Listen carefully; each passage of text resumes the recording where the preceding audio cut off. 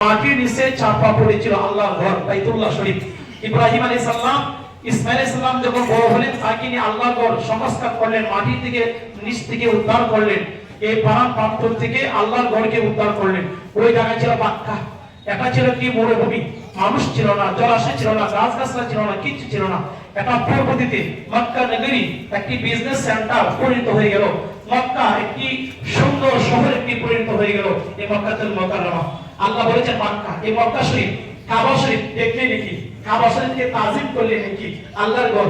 কাবা শরীফকে হাজী সাহেবরা যখন হজ করতে যান, এবছর ইনশাআল্লাহ আমাদের হাক্কানা জামাত থেকে দরবার থেকে হজ কমিটি রয়েছে এবং হজ গ্রুপ রয়েছে এবং এখান থেকে অনেক পীর ভাইরা এবছর ইনশাআল্লাহ হজে যাবে। তো বলতেছিলাম আল্লাহর ঘর যখন দেখবে, দেখার সঙ্গে সঙ্গে দোয়া করবে, ওই সময় দোয়া কবুল হয়ে যায়। যদি কোন ব্যক্তি বাইতুল্লাহ আল্লাহর ঘরে কোন ব্যক্তি এক রাকাত নামাজ আদায় করে, আল্লাহ পাক রব্বুল আলামিন তার আমলনামা 1 লক্ষ রাকাত নামাজ আদায় করার সওয়াব করবে। সুবহানাল্লাহ। বাইতুল্লাহ শরীফ, কাবা শরীফ, মসজিদে হারাম যেটাকে বলা হচ্ছে। আর যদি কোন ব্যক্তি মদিনাতুল মুনাওয়ারা মসজিদে নববী এখানে যদি কোন ব্যক্তি এক রাকাত নামাজ আদায় করে, দুইটা riwayat আছে, দুইটা হাদিস আছে। এক হাদিস আছে আপনার 1000 রাকাত, আরেকটি হাদিস আছে আপনার 50000 রাকাত নামাজ আদায় করার সওয়াব পাওয়া যাবে। দুইটি বর্ণনা, দুইটি হাদিস আছে। আরেকটি, আর যদি কোন ব্যক্তি পৃথিবীতে 3টি মসজিদ হলো শ্রেষ্ঠ, মানে মুসলমানদের জন্য তীর্থস্থান এবং পূর্ণভূমি এবং শ্রদ্ধার জিনিস এবং শ্রেষ্ঠ জায়গা 3টি জায়গা, এবং নবীজি বলেছেন 3 জায়গা তোমরা সফর করবে, বাইতুল্লাহ আল্লাহর ঘর, মসজিদে হারাম, মসজিদে নববী এবং বাইতুল মুকাদ্দাস, মসজিদে আকসা। আল্লাহ সেটা কোরআনে বলেছেন। কি বলেছেন? আল্লাহ তাআলা বলেছেন আল্লাযী বারাকনা হাওলাহু ইলা মসজিদিল আকসা আল্লাযী, মসজিদ আকসা, আকসা বাইতুল মুকাদ্দাস, মসজিদ আকসা এটা একটি বরকতি জায়গা। এবং আল্লাহ বলেছে আল্লাযী বারাকনা হাওলাহু, তার আশেপাশে অনেক বরকত আছে। কি বরকত আছে পরে বলছি। তো বলতেছিলাম যে মসজিদে হারাম এবং মদিনাতুল মুনাওয়ারা, মসজিদে নববী এবং বাইতুল মুকাদ্দাস, বাইতুল মুকাদ্দাসে যদি কোন ব্যক্তি এক রাকাত নামাজ আদায় করে, আল্লাহ পাক রব্বুল আলামিন তার আমলনামা 500 রাকাত নামাজ আদায় করার সওয়াব করবে। সুবহানাল্লাহ। বাইতুল মুকাদ্দাস, এই বাইতুল মুকাদ্দাস এখানে একটি প্রশ্ন আছে। প্রশ্নটা হলো আল্লাহ পাক রব্বুল আলামিন তো সরাসরি এই বাইতুল্লাহ শরীফ থেকে, মসজিদে হারাম থেকে সরাসরি আল্লাহ পাক নিয়ে যেতে পারতেন নবীজিকে, খোদায় আরশে মোয়াল্লা, সেখানে গিয়ে নামাজ এবং সবকিছু নিয়ে আসতে পারতেন। কিন্তু আল্লাহ পাক রব্বুল সেটা করেন নাই। কি করেছেন? আল্লাহ পাক রব্বুল আলামিন নবীকে বাইতুল্লাহ শরীফ থেকে, কাবা শরীফ থেকে কোথায় নিয়ে গেছেন? বাইতুল মুকাদ্দাসে নিয়ে গেছেন। বাইতুল মুকাদ্দাসে নেওয়ার কারণটা কি? বর্তমান প্রেক্ষাপটে বাইতুল মুকাদ্দাসে নেওয়ার অনেক কারণ রয়েছে। একটি হলো যে বাইতুল মুকাদ্দাস এমন একটি জায়গা, দেখেন মেরাজের ঘটনা হলো এভাবে শুরু, এভাবে হয়েছে যে নবী করিম সাল্লাল্লাহু আলাইহি সাল্লাম 26 তারিখ দিবাগত রাতে অর্থাৎ 27 তারিখে নবী করিম সাল্লাল্লাহু আলাইহি সাল্লাম উম্মে হানির ঘরে, নবীজির চাচাতো বোন উম্মে হানির ঘরে তিনি শায়িত ছিলেন। হযরত জিবরাইল ইসলাম আসলেন, মিকাইল ইসলাম আসলেন, আশা করে হে মুহাম্মদ আপনি উঠুন, আপনাকে যেতে হবে আল্লাহর সঙ্গে দিদার করতে, সাক্ষাৎ করতে। পরওয়ারা এসেছে। তখন নবী করিম সাল্লাল্লাহু আলাইহি সাল্লাম কি করলেন? ঘুম থেকে উঠলেন, উঠে তিনি কি করলেন? জমজমের পানি দিয়ে ওযু করলেন। ওযু করার পরে 2 রাকাত নফল নামাজ আদায় করলেন নবী করিম সাল্লাল্লাহু আলাইহি সাল্লাম। এখানে আমাদের অনেক শিক্ষা আছে। শিক্ষাটা কি? ওযু করার পরে 2 রাকাত নফল নামাজ। হাদিসে উল্লেখ রয়েছে, নাসাই শরীফ মূল কিতাব প্রথম খণ্ড 37 নম্বর পৃষ্ঠা, উকবা ইবনে আমির জোহরি, উকবা ইবনে আমির জোহরি রাদিয়াল্লাহু তাআলা আনহু থেকে হাদিস উল্লেখ রয়েছে। নবীজি বলেছেন যে ব্যক্তি ওযু করার পরে আল্লাহ তাআলার দিকে তার দিল মনকে দাবি করে গিয়ে 2 রাকাত নামাজ আদায় করবে, তাহিয়াতুল ওযুর নামাজ আদায় করবে, আল্লাহ পাক রব্বুল আলামিন তার জন্য ওয়াজিবাতুল জান্নাত, জান্নাতকে ওয়াজিব করে দিবেন। সুবহানাল্লাহ। আপনি বাড়ি থেকে এসেছেন, দরবারে আসছেন, ওযু করে আসছেন, 2 রাকাত নফল নামাজ পড়ুন। হুজুরকে বাবা বলেছে বাবা ঘর থেকে বের হবে 2 রাকাত নফল নামাজ পড়বে, উরসুগুলের শুরুতে 2 রাকাত নফল নামাজ পড়বে, উরসুগুলের শেষে 2 রাকাত নফল নামাজ পড়বে। নবী করিম সাল্লাল্লাহু আলাইহি ওয়াসাল্লাম যখন মেরাজে গিয়েছিলেন, যাওয়ার পূর্বে, ঘোড়াকে আরোহণ করার পূর্বে 2 রাকাত নফল নামাজ আদায় করেছেন। নবীজি যখন সফরে যেতেন 2 রাকাত নফল নামাজ পড়তেন, সফর থেকে যখন আসতেন তখন 2 রাকাত নফল নামাজ আদায় করতেন। যে কোনো শুভ কাজে, ভালো কাজে 2 রাকাত নফল নামাজ আদায় করতেন। উরসুগুল এগুলো হলো শুভ কাজ, ভালো কাজ, নেকির কাজ, নেকির কাজ, 2 রাকাত নফল নামাজ। উরসুগুল শেষ হয়ে গেছে, আল্লাহ তোমার কালাম তেলাওয়াত করেছি, জিকির করেছি, তাসবিহ তাহলিল করেছি, উরসুগুল করেছি, আল্লাহ তোমার শুকরিয়া আদায় করেছি, এইজন্য 2 রাকাত নফল নামাজ। উরসুগুলের শুরুতে 2 রাকাত নফল নামাজ, উরসুগুলের শেষে 2 রাকাত নফল নামাজ। নামাজ, যাই হোক এটা অন্য সাবজেক্ট। এ সম্পর্কে অন্যদিন আলোচনা হবে। মুসলিমদের শুরুতে এবং শেষে 2 রাকাত নফল নামাজ পড়া তাৎপর্য সম্পর্কে। তো বলতেছিলাম নবীজি কি করেছেন, বাইতুল মুকাদ্দাসে 2 রাকাত, বাইতুল্লাহ শরীফে কাবা শরীফে 2 রাকাত নফল নামাজ আদায় করেছেন। বুরাককে বাধা হয়েছে, বাইতুল্লাহ শরীফের বুরাক। এই নামাজ আদায় করার পরে বুরাকে নবীজি আরোহণ করবেন। এই বুরাক তরতর করে কাঁপা শুরু করলো, কম্পন সৃষ্টি হয়ে গেল, তার চোখ দিয়ে পানি বের হয়ে গেল বুরাকে। তখন নবীজি বলেন, থামো হে বুরাক, তুমি থামো, আর কেঁদো না, আর কান্নাকাটি করো না। তখন বুরাকের জবান আল্লাহ করে দিলেন। বুরাক বলে, হে নবী মুহাম্মদ সাল্লাল্লাহু আলাইহি সাল্লাম, আমি অপেক্ষা ছিলাম এতদিন আপনার দিদার করার জন্য, আপনাকে দেখার জন্য। আপনি আমার উপর আরোহণ করবেন, আমার নিজের জীবনটাকে ধন্য মনে করব। ওই বুরাক বলেন, আপনি আমার সঙ্গে ওয়াদা করুন যে কাল কিয়ামতের ময়দানে আমার পিঠে আপনি আরোহণ করবেন, আমাকে জান্নাতে নিয়ে যাবেন। নবীজি বলেন, মঞ্জুর, তোমার কথা মঞ্জুর করা হলো, কবুল করা, ঠিক আছে, তোমাকে আমি সুপারিশ করে জান্নাতে নিয়ে যাব। তুমি থেমো, তুমি আর কাটবো না, তুমি তোমার কম্পন বন্ধ করো, তুমি তোমার কান্না তুমি বন্ধ করো। তখন নবী করিম সাল্লাল্লাহু আলাইহি ওয়াসাল্লাম বুরাকে আরোহণ করলেন। বুরাকে আরোহণ করার পরে নবী করিম সাল্লাল্লাহু আলাইহি ওয়াসাল্লাম চলে গেলেন বাইতুল্লাহ শরীফ থেকে, মক্কা শরীফ থেকে বাইতুল মুকাদ্দাস। বাইতুল মুকাদ্দাসে কেন গেলেন? বাইতুল মুকাদ্দাস এমন একটি জায়গা যেখানে অসংখ্য নবী রাসূলদের মাকবারা, কবর রয়েছে। জাতির পিতা হযরত ইব্রাহিম আলাইহিস সালাম, তার মাকবারা, তার কবর রয়েছে ফিলিস্তিন। বাইতুল মুকাদ্দাসের পাশে একটি জায়গা হেব্রন। হেব্রন একটি জায়গা, সার্চ করে পেয়ে যাবেন ইউটিউবে, মোবাইলে। আপনার সেখানে একটা হেব্রন একটা জায়গা আছে, সেখানে জাতির পিতা মিল্লাত আবিকুম ইব্রাহিম ওয়া সাম্মাকুমুল মুসলিমিন, সূরা হজ আয়াত নম্বর 38। সূরা হজ আয়াত নম্বর 38। মুসলিম জাতির পিতা ইব্রাহিম আলাইহিস সালাম, তিনি মুসলিম জাতির পিতা। তিনি কি মুসলিম জাতির পিতা? মিল্লাত আবিকুম ইব্রাহিম ওয়া সাম্মাকুমুল মুসলিমিন। আমরা যে মুসলমান, এই নামটা কে করেছেন? নামকরণ করেছেন কে? ইব্রাহিম আলাইহিস সালাম। তাকে বলা আবুল আম্বিয়া, নবীদের পিতা আবুল আম্বিয়া। তার স্ত্রী সারা আলাইহিস সালামকে বলা উম্মুল আম্বিয়া, সমস্ত নবী রাসূলদের মা, জননী। ইব্রাহিম আলাইহিস সালাম 2টি বিবাহ করেছেন। প্রথম স্ত্রী হলো সারা, দ্বিতীয় স্ত্রী হলো হাজরা।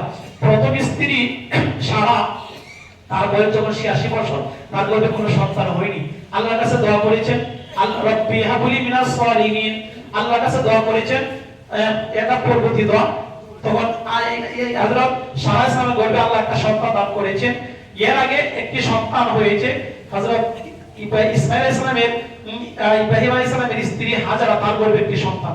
রাব্বি হাবলি মিনাস সালিহিন ফাবাশশারনাহু বিগুলামিন হালিম।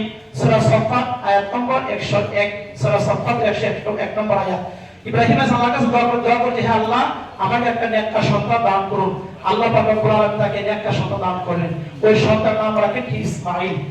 এবং হযরত হাজরা, হযরত সারা ওই ইসমাঈলকে দেখে সে হিংসা চর্চিত হয়ে গেল, হিংসা পেটে গেল এবং আল্লাহ পাক রব্বুল আলামিনের কাছে দোয়া করে, হে আল্লাহ, আমাকে একটা সন্তান দান করুন।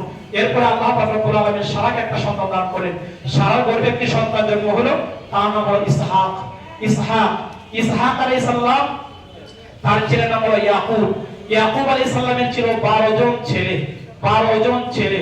একজন ছিল হযরত ইউসুফ আলাইহিস সালাম, বড় ছেলে হযরত ইউসুফ। হযরত ইয়াকুব আলাইহিস সালাম বড় ছেলের নাম ছিল ইয়াহুদা, বড় ছেলের নাম ছিল ইয়াহুদা, আর ছোট ছেলের নাম ছিল বিনিয়ামিন। কার? ইয়াকুব আলাইহিস সালামের।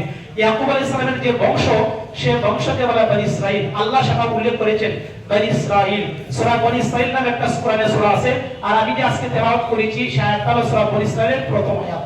বনি ইসরাইল, বনি ইসরাইলের ছিল 12টি গোত্র। ইয়াকুব আলাইহিস সালামের ছিল 12 জন সন্তান। 12 জন সন্তানের মাধ্যমে 12টি গোত্র বিভক্তি হয়ে গেছে এবং 12টি গোত্র হয়ে গেছে। তো আর হযরত ইসমাঈল সাহেবের বংশে কেবল হযরত ইয়াকুব আলাইহিস সালামের বংশে মানে হযরত ইসহাক আলাইহিস সালামের বংশে আল্লাহ তাআলা 4000 নবী আল্লাহ প্রেরণ করেছেন। আর হযরত ইসমাঈল সাহেবের বংশে কেবল একজন নবী আল্লাহ প্রেরণ করেছেন।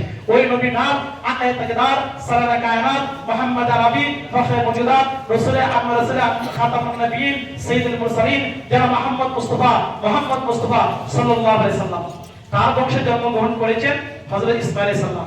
ইসমাঈল সাহেবের বংশের মধ্যে জন্মগ্রহণ করেছেন হযরত মুহাম্মদ রাসূলুল্লাহ সাল্লাল্লাহু আলাইহি ওয়াসাল্লাম।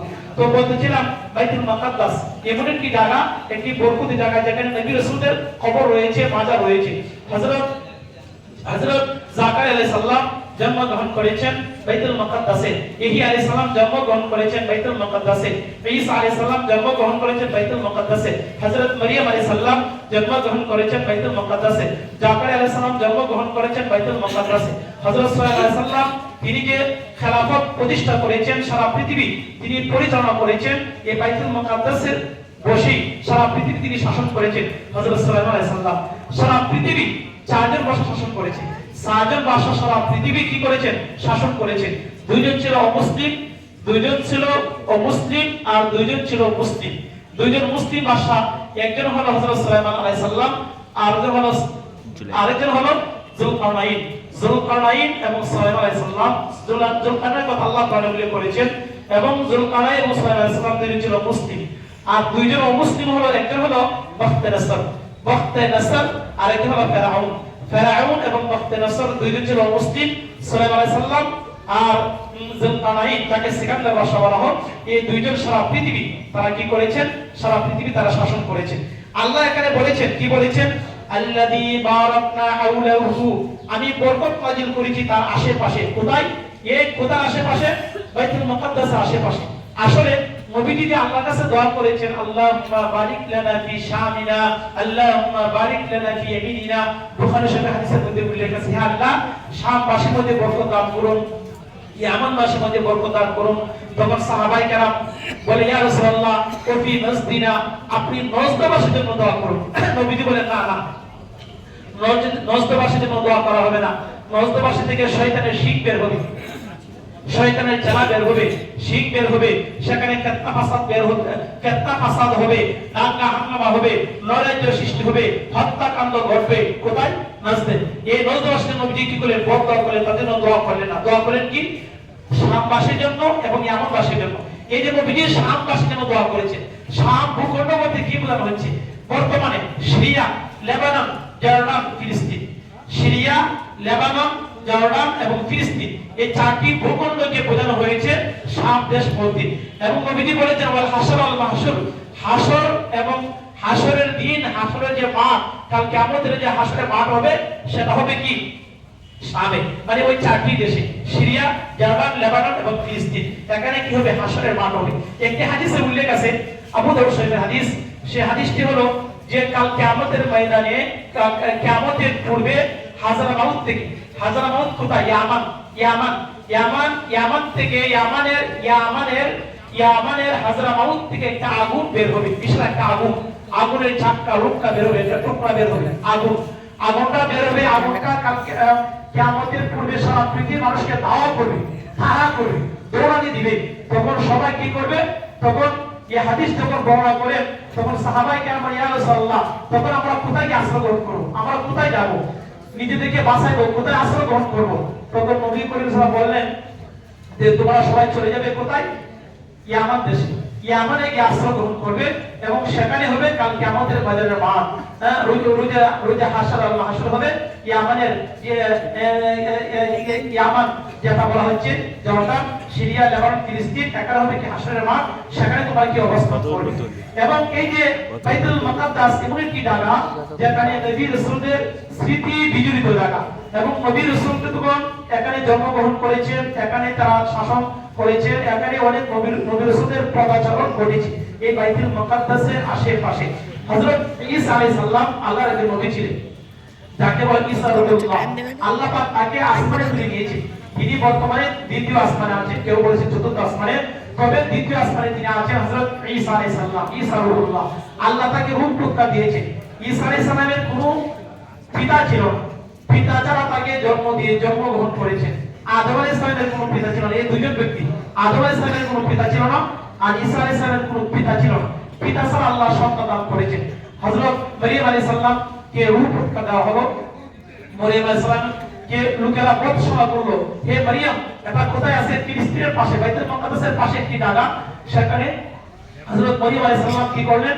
গর্ভবতী হয়ে গেলেন। লোকেরা তাকে জিজ্ঞাসা, হে মারিয়াম, তুমি সন্তান পাইলে কোথায়? তুমি গর্ভবতী, তোমার বাচ্চা আসলো কি করে? তুমি অসৎ কাজ করেছো, খারাপ কাজ করেছো। মারিয়াম আলাইহিস সালাম যখন এই কথা বললেন, মারিয়াম আলাইহিস সালাম কি করলেন? তিনি সম্প্রদায় লোকদের কাছ থেকে তিনি তাদেরকে ছেড়ে তিনি দূরে চলে গেলেন এবং আল্লাহ বলে, হে মারিয়াম, তুমি সেখানে চলে যাও বাইতুল মাকদাসের পাশে একটি জায়গা, সেখানে গিয়ে তুমি খেজুর গাছ একটি হবে আল্লাহর পক্ষ থেকে বিজিতি নাখলা, ওই খেজুর গাছ একটা মরা খেজুর গাছ ছিল, একটা সুপক্ষ খেজুর হয়ে যাবে, একটা তাজা হয়ে যাবে খেজুর গাছ, তারা দিবে আর তাজা খেজুর জড়ে তোমার কাছে পড়ে যাবে আর তুমি খেয়ে নিবে, আর পাশে একটা ঝর্ণা সৃষ্টি হবে, সেই ঝর্ণার পানি তুমি খেয়ে নিবে। হযরত ঈসা আলাইহিস সালাম জন্মগ্রহণ করেছেন। ঈসা আলাইহিস সালাম আর যারা মহিলা প্রসব করার পরে, সন্তান প্রসব করার পরে যদি খেজুর বপন করে খেজুর খায়, শরীরের মধ্যে অনেক শক্তি আসে, এনার্জি ফিরে আসে, এই জন্য বলা হচ্ছে যে খেজুর খাওয়ার জন্য। আর কি করলেন, মরিয়ম আলাইহিস সালামের গর্ভে সন্তান হয়ে গেল, জন্মগ্রহণ করলো ঈসা আলাইহিস সালাম।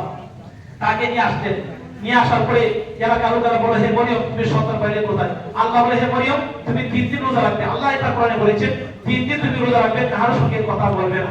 তখন আর ইশারা করবে ওই ছেলের দিকে। তখন লোকেরা বললো, হে মরিয়ম তুমি সন্তান পাইলে কোথায়? তখন মরিয়ম বলে, ওই সন্তান বলবে যে আমি কে, ওই সন্তান খান তার পিতার নাম কি? তখন ওই সন্তান বলল, ইন্নী আবুদুল্লাহ আতানিয়াল কিতাব ওয়া জাআলানি নাবিয়্যা ওয়া জাআলানি নাবিয়্যা।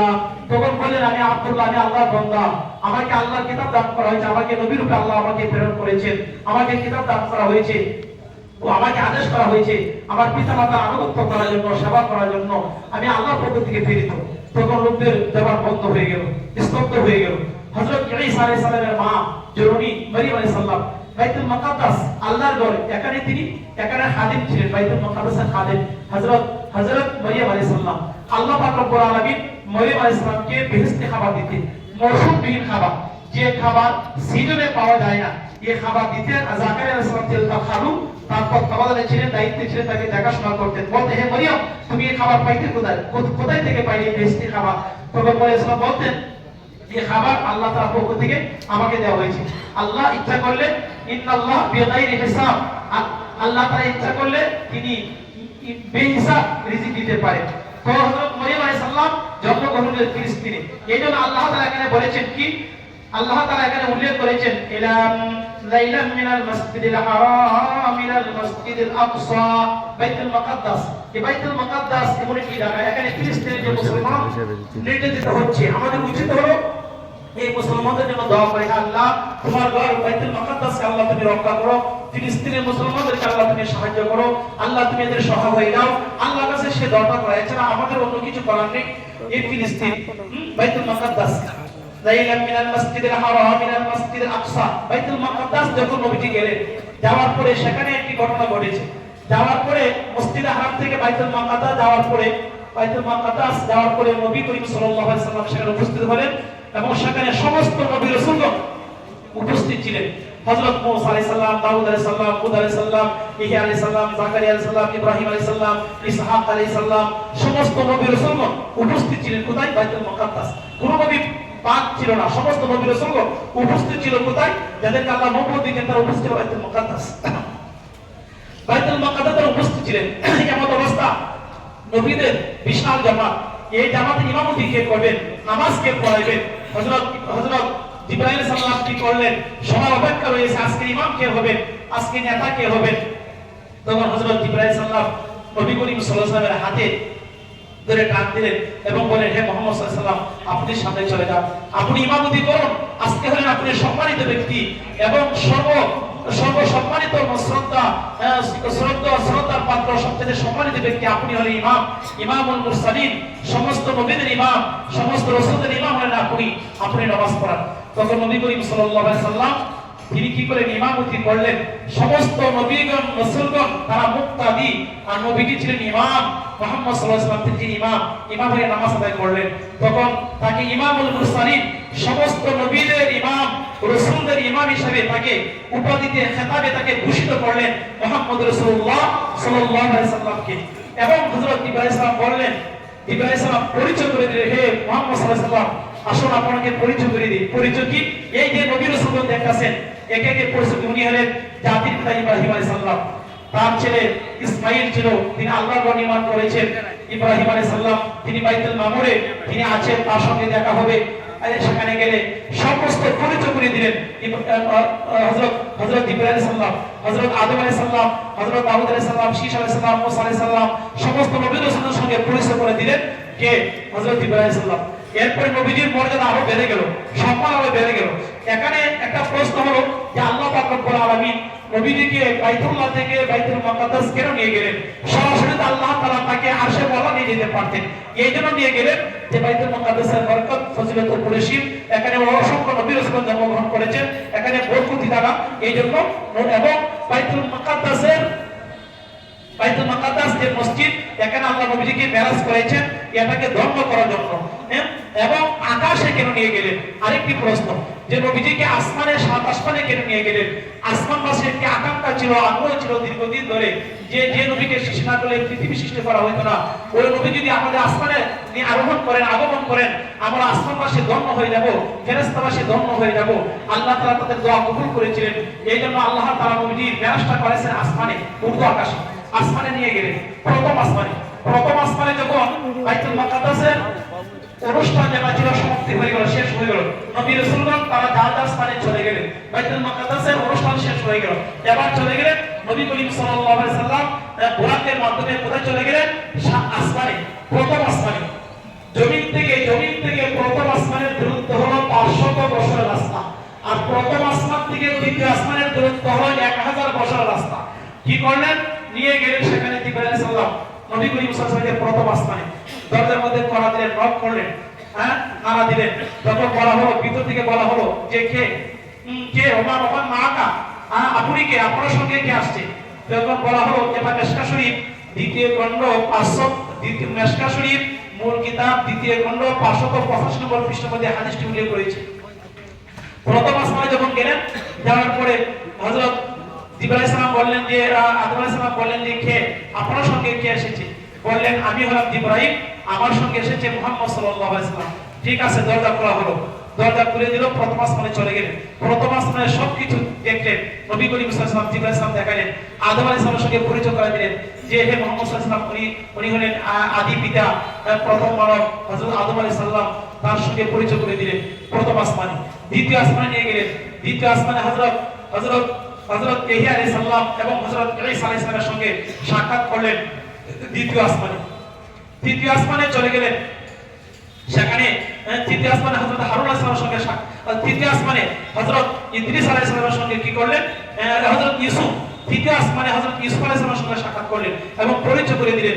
জিবরাইল আলাইহিস সালাম যে উনি ইউসুফ আলাইহিস সালাম, তার পরিচয় দিয়ে দিলেন তৃতীয় আসমানে। চতুর্থ আসমানে হযরত হারুন আলাইহিস সালামের চতুর্থ আসমানে হযরত হারুন আলাইহিস সালামের সঙ্গে সাক্ষাৎ করে দিলেন। পঞ্চম আসমানে হযরত মুসা আলাইহিস সালামের সঙ্গে কি করলেন? সাক্ষাৎ করে দিলেন।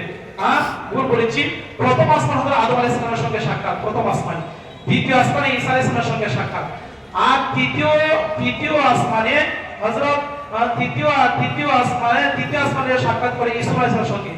চতুর্থ আসমানে ইদ্রিস আলাইহিস সালামের সঙ্গে, চতুর্থ আসমানে কার সঙ্গে? ইদ্রিস আলাইহিস সালামের সঙ্গে, চতুর্থ আসমানে। পঞ্চম আসমানে হারুন, আর ষষ্ঠ আসমানে মুসা আলাইহিস সালামের সঙ্গে, আর সাতম আসমানে মানে সপ্তম আসমানে হযরত ইব্রাহিম আলাইহিস সালামের সঙ্গে। এই হলো সাত আসমানে সাতজন নবীর সঙ্গে কি করেছেন? সাক্ষাৎ করেছেন এবং পরিচয় দিয়েছেন। যখন সাত আসমান ভ্রমণ নবীজির শেষ হয়ে গেল, সফর মেরাজ শেষ হয়ে গেল, এবার চলে গেলেন কোথায়? সাত আসমান, বাইতুল মুকাদ্দাসের ভ্রমণ শেষ, অনুষ্ঠান শেষ হয়ে গেল। সাত আসমানে যে অনুষ্ঠান, ফেরেশতাদের সঙ্গে নবীদের সঙ্গে দেখা সাক্ষাৎ পরিচয়, সেটা শেষ হয়ে গেল। সাত আসমান শেষ করার পরে চলে গেলেন কোথায়? সিদরাতুল মুনতাহা। এবার যাই সিদরাতুল মুনতাহা সম্পর্কে অবাক করা তথ্য। সিদরাতুল মুনতাহা যে সম্পর্কে আল্লাহ কোরআনে সূরা নজমের 13, 14, 15 তিনটা আয়াতে আল্লাহ তাআলা সিদরাতুল মুনতাহা সম্পর্কে উল্লেখ করেছেন। ইনদা সিদরাতুল মুনতাহা ইনদা জান্নাতুল মাওয়া। এই সিদরাতুল মুনতাহা কি? সিদরা শব্দের অর্থ হলো বড়ই বা ফুল, মুনতাহা মানে লাস্ট প্রান্ত, শেষ প্রান্ত, প্রান্ত সীমা যেটাকে বলা হয়। সিদরাতুল মুনতাহা শব্দের শাব্দিক অর্থ হলো লাস্ট সীমানা, লাস্ট সীমানা, শেষ প্রান্ত।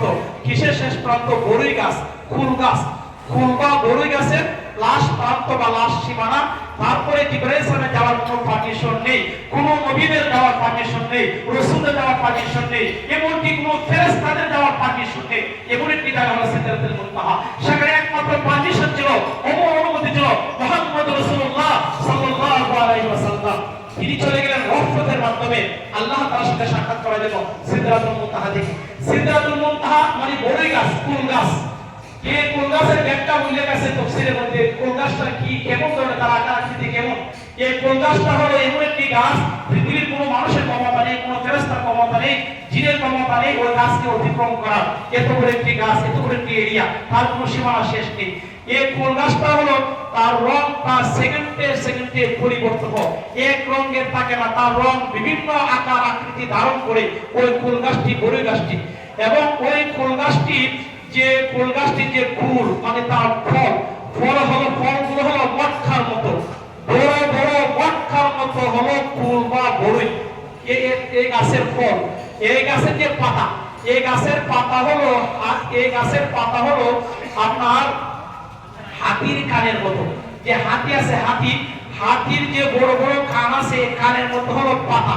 কোন গাছের? এই সিদরাতুল মুনতাহা বা কুল বা বড়ই গাছের পাতা।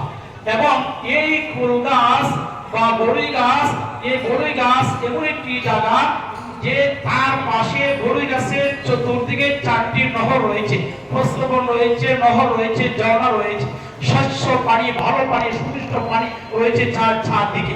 এবং এই গাছের মধ্যে বিভিন্ন আকার আকৃতি ধারণ করে, বিভিন্ন রং ধারণ করে এই, এবং তার পাশে রয়েছে সিদরাতুল মুনতাহা, এমন একটি কুল গাছ বা বড়ই গাছ, তার পাশে রয়েছে জান্নাতুল মাওয়া, ইনদাহা জান্নাতুল মাওয়া। আল্লাহ বলেছেন সূরা নজমের 15 নম্বর আয়াতের মধ্যে, তার পাশে রয়েছে সিদরাতুল মুনতাহা, পাশে রয়েছে কি জান্নাতুল মাওয়া। জান্নাতুল মাওয়া হলো আসলে মূলত জান্নাতের একটি স্তর। 8টি জান্নাত, একটি হলো জান্নাতুল মাওয়া, জান্নাতের একটি স্তর। জান্নাতুল মাওয়া শব্দের অর্থ হলো আপনার, মাওয়া মানে আবাসস্থল, বসবাসের জায়গা। জান্নাতুল মাওয়া বসবাসের একটি জায়গা, একটি বেহেশত বা জান্নাত, এটা হলো জান্নাতুল মাওয়া সিদরাতুল মুনতাহার পাশে। ওই সিদরাতুল মুনতাহা থেকে কি করলেন? তার পাশে রয়েছে বেহেশত। সিদরাতুল মুনতাহা 7 আসমানের উপরে, এরপর হলো সিদরাতুল মুনতাহা। সিদরাতুল মুনতাহা থেকে নবীজি কি করলেন? জিবরাইল সালাম বললেন, সিদরাতুল মুনতাহার মধ্যে যাওয়ার পরে নবীজি কাকে দেখলেন? জিবরাইল সালামকে দেখলেন। তার আসল স্বরূপ, আসল যে তার যে চেহারাটা 600 পাকা, তার হযরত জিবরাইল সালামের 600 পাকা ছিল। এই পাকা এবং জিবরাইল সালামের যে আসল রূপ, এই রূপটি দেখেছেন নবী করিম সাল্লাল্লাহু আলাইহি ওয়াসাল্লাম কোথায়? সিদরাতুল মুনতাহা। এবং বলেছেন জিবরাইল সালাম, হে মুহাম্মদ সাল্লাল্লাহু আলাইহি ওয়াসাল্লাম, আমার আর পাকে শোনায় অনুমতি নাই সিদরাতুল মুনতাহার উপরে যাওয়ার, একমাত্র আপনার অনুমতি আছে। হাদিসের মধ্যে, তাফসীরের মধ্যে ব্যাখ্যা আছে, হযরত জিবরাইল সাল্লাম পৃথিবীতে ওই সিদরাতুল মুনতাহা থেকে 3বার এসেছেন, খুবই দ্রুত গতিতে। একবার যখন তায়েফের ময়দানে নবী করিম সাল্লাল্লাহু আলাইহি ওয়াসাল্লামকে অবিশ্বাসীরা, কাফেররা যখন তাকে আঘাত করতেছিল, 70টি জখম, তীর, 70টি আঘাত, পাথরের আঘাত, তীর মেরেছিল, নবীজির রক্তাক্ত হয়েছিল সারা শরীর।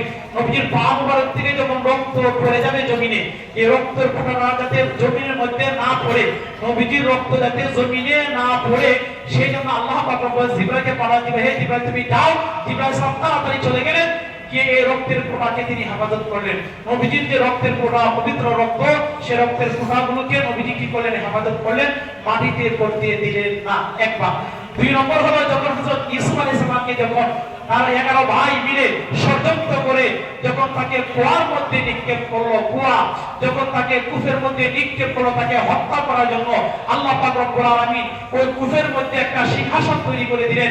ওই সিংহাসনের মধ্যে হযরত ইউসুফ আলাইহিস সালাম তিনি বসা ছিলেন, এবং হযরত ইউসুফ আলাইহিস সালাম এই কুয়ার পানি তাকে কোনো ক্ষতি করতে পারেনি। তিনি মারা যাননি, তিনি জীবিত অবস্থা আল্লাহ তাকে উদ্ধার করেছেন, উদ্ধার করে রেখেছেন এবং তাকে বাঁচিয়ে রেখেছেন জিবরাইল সালামের মাধ্যমে। কোথায়? ওই সময়। আর তখন সিদরাতুল মুনতাহা থেকে এসেছিল হযরত জিবরাইল আলাইহিস সালাম 2বার। 3বার হলো যখন জাতির পিতা ইব্রাহিম আলাইহিস সালামকে যখন নমরুদের অগ্নি পরীক্ষা, যখন তাকে তার ঈমানকে হরণ করার জন্য যখন তাকে আগুনে নিক্ষেপ করেছিল, কুলনা ইয়া নারু কুনি বারদাও ওয়া সালামান আলা ইব্রাহিম, সূরা আম্বিয়া আয়াত নম্বর 69। সূরা আম্বিয়া আয়াত নম্বর 69 নম্বর আয়াতের মধ্যে উল্লেখ রয়েছে যে হে আগুন তুমি ইব্রাহিমের যদি এয়ার কন্ডিশন হয়ে যাও, অর্থাৎ না গরম না শীত, বারদা মানে ঠান্ডা, ওয়া সালামান মানে শান্তি, শান্তিদায়ক, ঠান্ডা হলে তো হবে না, শান্তি মানে এয়ার কন্ডিশন হয়ে গেল ইব্রাহিম আলাইহিস সালামের জন্য এই আগুন, অগ্নিকুণ্ড। যখন অগ্নিকুণ্ডের মধ্যে তাকে ঝড়কের মধ্যে নিক্ষেপ করলো, আল্লাহ পাক জিবরাইল হে ইব্রাহিম তুমি সিদরাতুল মুনতাহা থেকে 7 আসমান ভেদ করে জমিনে তাড়াতাড়ি তুমি চলে যাও, যে আমার দুষ্ট আমার মাহবুব ইব্রাহিম আলাইহিস সালামকে তুমি রক্ষা করো, নম্র তার ঈমানকে হেফাজত করো, তাকে রক্ষা করো। তখন জিবরাইল আলাইহিস সালামকে এসেছিলেন এই 3 বার। হযরত জিবরাইল সালাম বলেন, হে রাসূলুল্লাহ, আমার আর যাওয়ার পারমিশন নাই, আমি সিদরাতুল মুনতাহা থেকে আরশে আল্লাহ পর্যন্ত আমি আর যাইতে পারবো না। তখন কি করলেন? হযরত জিবরাইল আলাইহিস সালাম বিদায় নিলেন। আল্লাহ পাক রব্বুল আলামিন নবী করিমের জন্য ব্যবস্থা করলেন কিসের মাধ্যমে? রফ, একটি সবুজ আকৃতির একটি বাহন, দ্রুত গতিতে, যেটার প্রতি গতিতে প্রতি সেকেন্ডে 9 কোটি মাইল জায়গা অতিক্রম করতে পারে প্রতি সেকেন্ডে। একটি রফ, এই রফের মাধ্যমে আরোহণ করলেন নবীজি, আরোহণ করলেন, বসলেন, এই রফ চালানো হলো, নবীজি চললেন, আরোহণ করলেন, যাইতে যেতে এমন একটি জায়গা গেলেন, যে জায়গা হলো আরশে আল্লাহ, আল্লাহর আরশ, যেখানে আল্লাহ তাআলা যেখানে সমাসীন আছেন, আল্লাহর আরশ যেখানে রয়েছে, সেখানে গিয়ে নবীজি কি করলেন? সালাম দিলেন, আত্তাহিয়াতু লিল্লাহি ওয়াস সালাওয়াতু ওয়াত তাইয়্যিবাত। যখন নবীজিকে নবীজি বলেন, হে আল্লাহ, আমার দৈহিক শারীরিক যত ইবাদত আছে, বদনি ইবাদত আছে, শারীরিক ইবাদত সবকিছু আপনার জন্য, আপনাকে সালাম। নবীজির সঙ্গে সালাম বিনিময় করলেন, কথাবার্তা বললেন, বলার পরে প্রেম মাহবুব এবং মাহবুব মানে নবী করিম সাল্লাল্লাহু আলাইহি সাল্লাম এবং আল্লাহ তাআলার মাঝে অনেক গোপনীয় কথাবার্তা হয়েছে, অনেক লম্বা চড়া কথা হয়েছে, সাক্ষাৎ হয়েছে। আর নবীজি যে মেরাজটা হয়েছিল, এটা স্বপ্নে যুগের মানানিনো জিসমানি মানে শারীরিক ভাবে সরাসরি আল্লাহ তাআলার সঙ্গে দিদার করেছেন, আল্লাহ তাআলাকে চাক্ষুষে আল্লাহকে দেখেছেন, দর্শন করেছেন, আল্লাহ তাআলার সঙ্গে কথাবার্তা বলেছেন। কথাবার্তা শেষ করার পরে আল্লাহ পাক বলেন, হে মুহাম্মদ সাল্লাল্লাহু আলাইহি ওয়াসাল্লাম, আপনার উম্মতের উপরে আমি কি করেছি? 50 ওয়াক্ত নামাজকে নির্ধারণ করে দিয়েছি। যখন এই কথা বললেন, তখন নবী করিম সাল্লাল্লাহু আলাইহি ওয়াসাল্লাম আল্লাহ তাআলার সঙ্গে কথাবার্তা বলে দিদার ইলাহি নসিব হওয়ার পরে তিনি চলে আসলেন রাস্তার সঙ্গে সাক্ষাৎ মুসা আলাইহিস সালামের। মুসা আলাইহিস সালাম বলে, হে মুহাম্মদ সাল্লাল্লাহু আলাইহি ওয়াসাল্লাম, আপনি কি নিয়ে আসছেন? বলে, আল্লাহর কাছ থেকে আমি নিয়ে আসছি 50 ওয়াক্ত নামাজ পড়া হবে না, পারবে না। ফারজিইলা রাব্বিকা, তোমার রবের কাছে আপনি চলে যান, ইয়া নামাজকে তাখফিফ, নামাজকে আপনি কমিয়ে আনুন, এত লম্বা নামাজ তারা পড়তে পারবে না। কি করলেন? হযরত নবী করিম সাল্লাল্লাহু আলাইহি ওয়াসাল্লাম কি করলেন? চলে গেলেন। চলে যাওয়ার পরে কমাইতে একবার, দুইবার না, 5 বার গেলেন, 7 বার গেলেন, যাওয়ার পরে কমাইতে আনলেন 5 ওয়াক্ত, 45 বার কমাইলেন, 45 বার কমাইয়ে রাখলেন, আর রইল মাত্র 5 ওয়াক্ত। তখন আল্লাহর কাছে নবীজি বললেন, আমার লজ্জা লাগে, শরম লাগে, আর তোমারও। তখন আকাশ থেকে ঘোষণা করা হলো, আরশের ওয়ালটা থেকে ইলহামি ফরমান জারি করা হলো, ঘোষণা করা হলো যে, হে মুহাম্মদ সাল্লাল্লাহু আলাইহি সাল্লাম, আপনার উপরে এবং আপনার উম্মতের উপরে, উম্মতে মুহাম্মদের উপরে 5 ওয়াক্ত নামাজকে ফরজ করেছি। যে ব্যক্তি গুরুত্ব সহকারে 5 ওয়াক্ত নামাজ আদায় করবে, আল্লাহ পাক রব্বুল আলামিন তাকে 50 ওয়াক্ত নামাজ আদায় করার সওয়াব দান করবে। সুবহানাল্লাহ। 5 ওয়াক্ত নামাজ আদায় করলে, যদি কোনো ব্যক্তি 5 ওয়াক্ত নামাজ আদায় করে, তাহলে 50 ওয়াক্ত রাকাত, 50 ওয়াক্ত নামাজ আদায় করলে যে সওয়াব পাওয়া যাবে, সে সওয়াব পাওয়া যাবে। এই ঘোষণা দেওয়া হলো। নবী বলে, এই আমাদের কি শিক্ষা? মেরাজ থেকে আমাদের কি শিক্ষা, কি করণীয় রয়েছে? মেরাজ থেকে আমরা যে শিক্ষাটা পেয়েছি, সেই শিক্ষাটা হলো নবীজি আমাদের জন্য এনেছেন নামাজ। আর সুফি আজম গাছ রহমতুল্লাহ দরবারে নামাজকে হেফাজত করেছে। সুফি আজম গাছ বলে, বাবা 5 ওয়াক্ত নামাজ পড়বে, নামাজ কাজা করবে না, বিনা কাজা নামাজের কথা বলেছেন। এই আগামী 8 তারিখে যে বৃহস্পতিবার 2 দিন রোজা রাখার জন্য দরবার থেকে হুকুম আছে, এই নফল রোজা যারা পারেন ইনশাআল্লাহ এই নফল রোজা রাখবেন। আর আমাদের পত্রিকার মধ্যে পত্রিকার মধ্যে লেখা আছে কমপক্ষে 100 রাকাত নফল নামাজ। আপনি নফল নামাজ যত রাকাত করতে পারেন, কোনো ধর্মগত কোনো নিয়ম নেই, যত নফল নামাজ পড়তে পারেন, কারণ নফল বন্দেগীর মাধ্যমে আল্লাহর ওলি হয়ে যান। হাদিসে উল্লেখ রয়েছে, ওমা ইয়াজালু আবদি ইয়াতাকাররাবু ইলাইহি বিন নওয়াফিল, বান্দা নফল বন্দেগীর মাধ্যমে আল্লাহর নিকট প্রয়োজন করে, তার আল্লাহর হাত হয়ে যা, তার আল্লাহর পা হয়ে যা, তার চক্ষু আল্লাহর চক্ষু হয়ে যা, তার জবান আল্লাহর জবান হয়ে যা। ওইটা সাআইলা আবদি আল্লাহু, আল্লাহর ওলি আল্লাহর কাছে যা চান আল্লাহ তাই কবুল করেন। ওলি আল্লাহ যত কবুল হয়ে থাকে, কামেল মুর্শিদ যদি আমাদের জন্য দোয়া করেন, ওলি আল্লাহ যদি আমাদের জন্য দোয়া করেন, সে আল্লাহ কবুল করেন।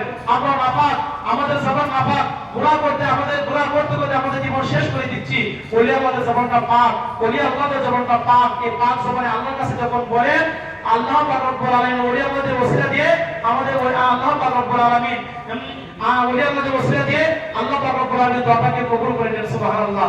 এই জন্য বলতেছিলাম যে দরবার থেকে হুকুম আছে নফল নামাজ ছয়, ফাতিহা একবার, সূরা সূরা ইখলাস তিনবার করে সেখানে একাসি জিকির করতে, এরপরে কমপক্ষে আপনার 100 বা 101 বার হাক্কানি দুরূদ শরীফ।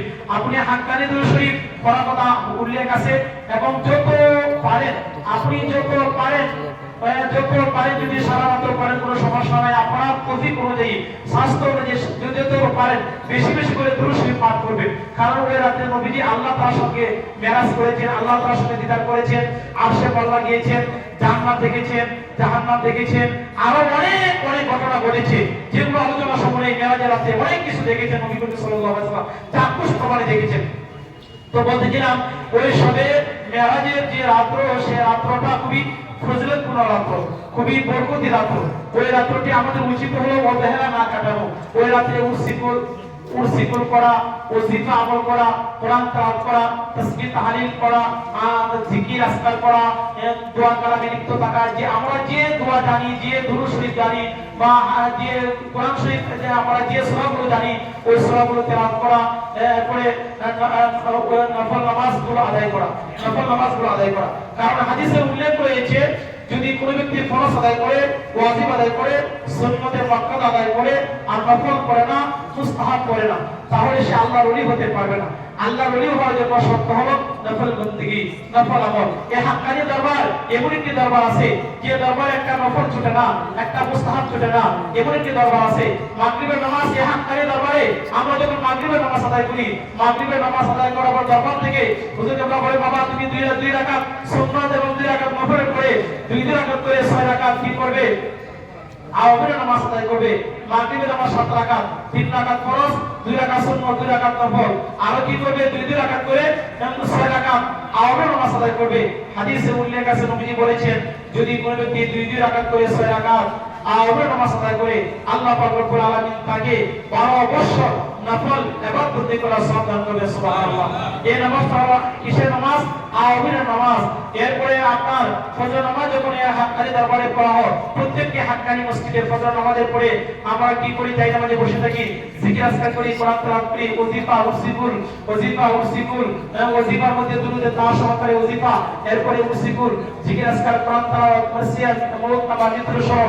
এরপরে সকলের জন্য দোয়া, মানে উসিকুল, জিন্দামুদা, সকলের জন্য দোয়া, আমাদের জন্য দোয়া, আমাদের আব্বা আম্মার জন্য দোয়া, কোন ব্যক্তির জন্য দোয়া, জীবিত ব্যক্তির জন্য দোয়া, সকলের জন্য এই আমলটা করা হয়। এই আমলটি নবীজি করেছেন। হাদিসে উল্লেখ আছে, নবী করিম সাল্লাল্লাহু আলাইহি ওয়াসাল্লাম ফজর নামাজের পরে জায় নামাজে বসে থেকেছেন, জায় নামাজে বসে থেকে জিকির আজকার করেছেন, কোরআন তেলাওয়াত করেছেন, তাসবিহ তাহলিল করেছেন। কোন সাহাবী স্বপ্ন দেখলে তার ব্যাখ্যা দিয়েছেন।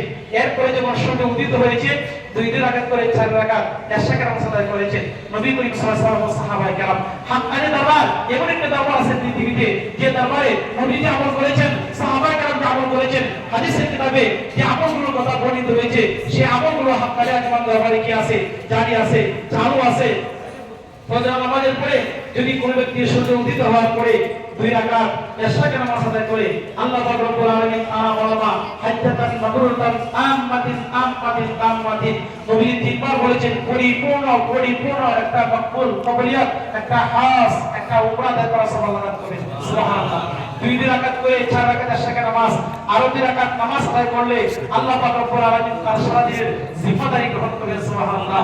2 রাকাত করে 4 রাকাত এশাকে নামাজ, হুজুর কেবলা বলেন, বাবা এই নামাজটা ছাড়বে না। নবীজি বলেছেন, সাহাবায়ে কেরাম বলেছেন, হাদিসে কিতাবে উল্লেখ আছে, এই হাক্কানি দরবারে এই আমলটি নিয়মিত জারি রয়েছে। এই দরবারে জারি রয়েছে, কি জারি আছে? 2 রাকাত করে 4 রাকাত এশাকে নামাজ। এরপরে নবী করিম সাল্লাল্লাহু আলাইহি ওয়াসাল্লাম কি করেছেন? যে কোন নফল নামাজগুলো আছে, এই নামাজ পড়ার জন্য উৎসাহিত করেছেন, আদেশ দিয়েছেন, উৎসাহিত করেছেন। বিশেষ করে এই হাক্কানি দরবারে আপনার আসরে সাদাকা সুন্নাত পড়া হয়ে থাকে। আসরে সাদাকা সুন্নাতে যায় না, করলে সব আছে। সব যেহেতু আছে, সারবেন কেন? আল্লাহ তো পারে সূরা খালাকুল জিন্না ওয়াল ইনসা ইল্লা লিয়াবুদুন, সূরা জারিয়াত আয়াত নম্বর 56। আল্লাহ বলেছেন আমি মানুষ এবং জিন জাতিকে সৃষ্টি করেছি একমাত্র আমার ইবাদত করার জন্য। আল্লাহ তো পাঠাইছে ইবাদত করার জন্য, আল্লাহ দাসত্ব করার জন্য, আল্লাহর গোলামি করার জন্য, আল্লাহর বন্দেগী করার জন্য। তাহলে ইবাদত করবেন না কেন, গোলামি করবেন না কেন, নেক আমল করবেন না কেন? এই নেক এই যে আসলে চারাকা সুন্নাত সুন্নাতে জায়গা বললে সব আছে সবটা চাইবেন কেন? এই হাক্কানি দরবারে আসলে চারাকা সুন্নাত করা হয়ে থাকে, সুন্নাত সে জানা শুরু হয়। নবীজি বলেছেন, হাদিসে উল্লেখ আছে, যে ব্যক্তি আসলে চারাকা সুন্নাত নামাজ যে ব্যক্তি আদায় করবে, আল্লাহ পাক রব্বুল আলামিন তার প্রতি রহমত, খাস রহমত নাজিল করবেন। সুবহানাল্লাহ। আবু দাউদ শরীফের হাদিস উল্লেখ রয়েছে, আবু দাউদ শরীফে হাদিসটি উল্লেখ রয়েছে। এবং ইয়াশারে সালাকা সুন্নাত ফরজের আগে সালাকা সুন্নাত হলো সুন্নতের জায়গা। হাদিসে উল্লেখ আছে, নবী করিম সাল্লাল্লাহু আলাইহি ওয়াসাল্লাম বলেছেন,